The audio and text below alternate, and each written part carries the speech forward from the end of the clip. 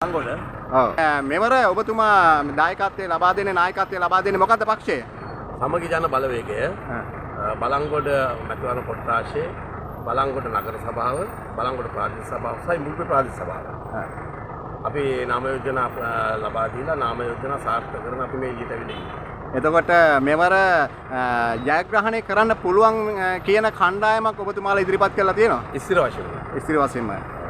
එතකොට නව වැඩපිළිවෙලක් තියෙනවා නැත්නම් පසුගිය තිබින්න ගොඩක් කලකට ඔබතුමාලාගේ සම්බන්ධතාවයේ තිබිච්ච පක්ෂවල තමයි පාලනය තිබුණේ නේද? බලංගොඩ නගර සභාවේ පාලන බලය තිබුණ සමගි ජන බලවේගයට. නමුත් බලංගොඩ ප්‍රාදේශ සභාව සභාපතිවරයා 17ක් අරගෙන පොදු ජන පෙරමුණට තිබුණා. විපක්ෂයට 17ක් තියාගෙන උප සභාපති හැටියට සමගි ජන බලවේගයේ කණ්ඩායම හිටියා. මුල්පේ ප්‍රාදේශ සභාවේ බලය පොදු ජන පෙරමුණට තිබුණා.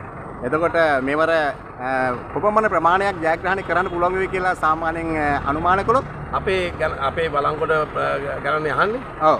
අපේ බලාපොරොත්තුව මේ ආයතන තුනේම සමගි ජන බලවේගයේ නායකත්වයෙන් පළාත් පාලන ආයතන ජයග්‍රහණය කිරීම. අපි සත්‍ය කියමින් ඉදිරියට යනවා. හරි බොහොම ස්තුතියි.